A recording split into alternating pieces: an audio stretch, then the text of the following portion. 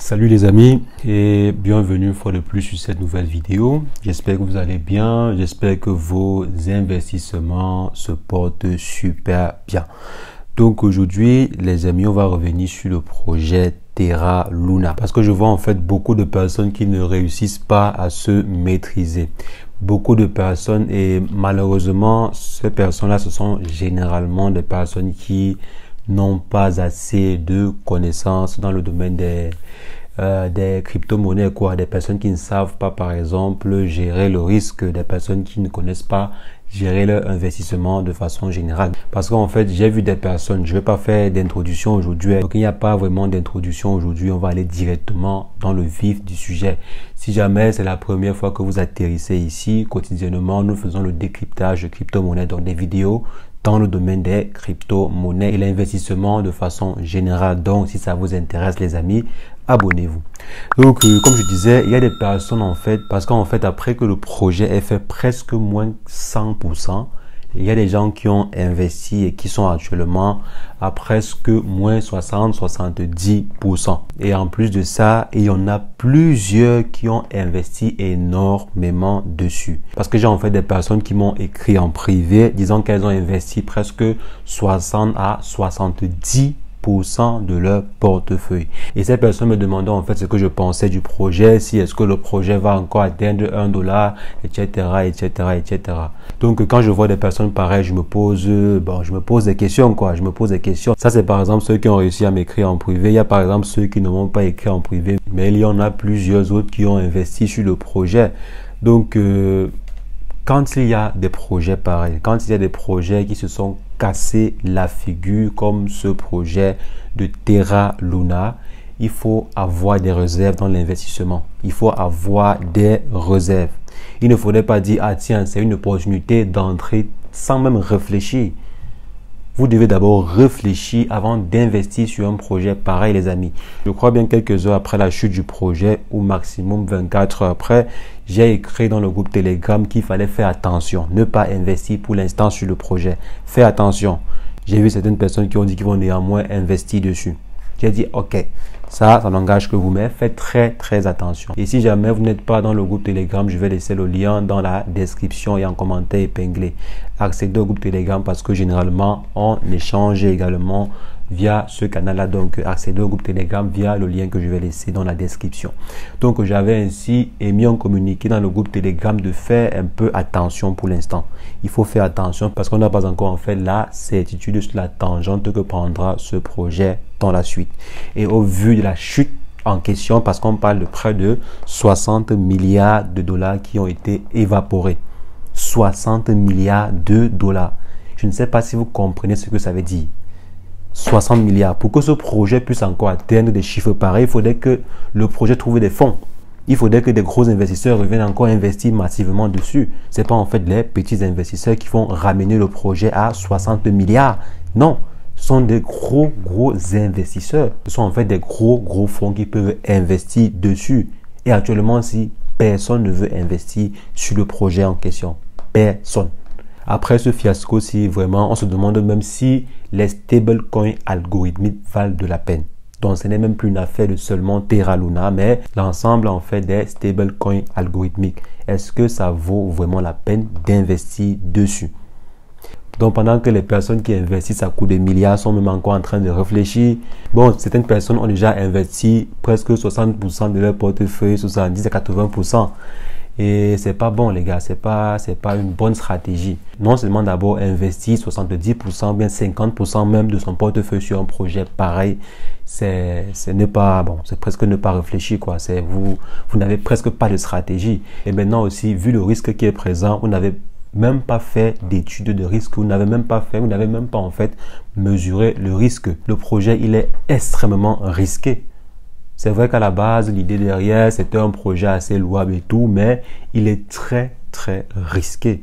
Donc, quand je vois en fait une personne qui m'écrit et me dit, bon, j'ai investi 70% de mon capital, j'aimerais savoir si est-ce que tu penses que le projet peut atteindre les $1 ou bien les $10, les $60 et tout, c'est presque impossible. Laissez-moi vous dire que c'est presque impossible que le projet revienne à $1. Je dis même ne serait-ce que $1. Donc pour que le projet Terra Luna rattrape les $1, c'est presque impossible.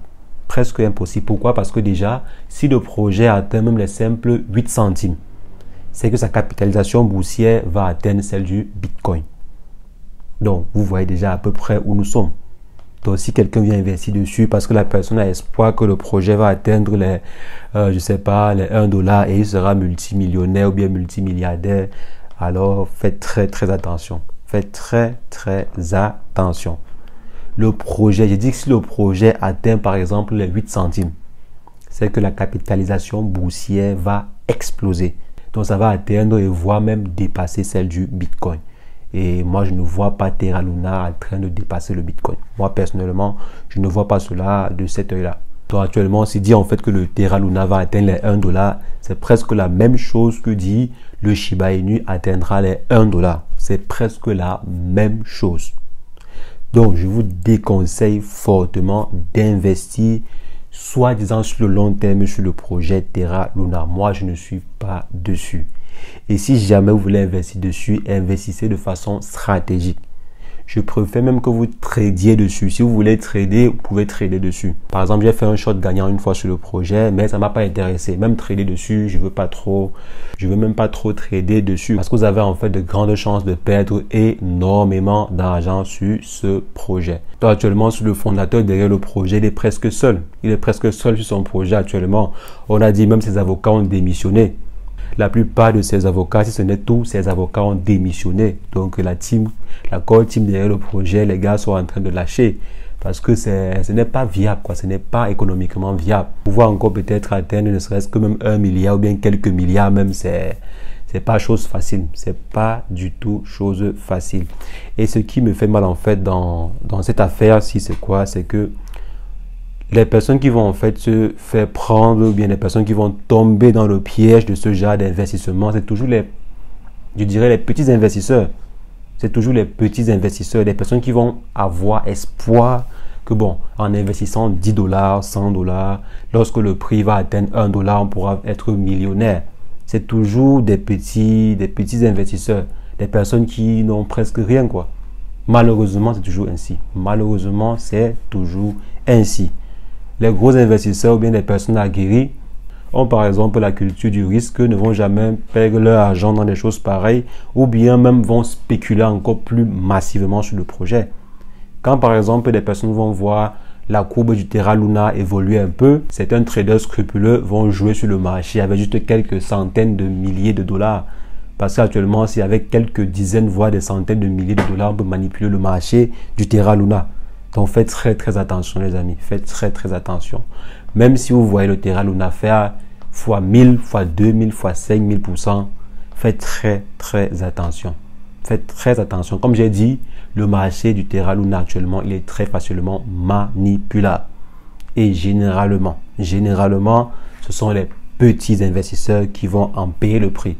Donc même après la chute actuelle-ci, il y a encore plein de petits investisseurs qui vont se faire prendre par certaines baleines ou bien par certains traders. Et c'est la loi du marché.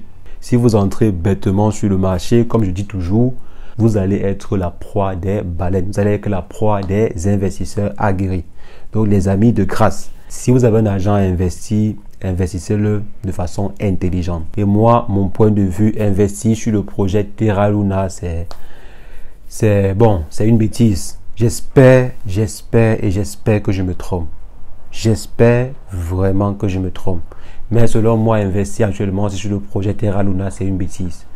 Mais vraiment, comme je dis, j'espère que je me trompe. Il n'y a pas d'investisseur parfait. Même Binance a perdu près de 3 millions de dollars. Donc la totalité de leur investissement qu'ils avaient fait dessus, ils l'ont perdu. Donc si même Binance qui est assez expert dans le domaine ne peut pas prédire cela, bon, qui suis-je pour prédire la vérité, quoi. Mais, à mon humble avis, investir dans le projet Terra actuellement, si c'est bien beau, mais faites très attention. Faites très attention.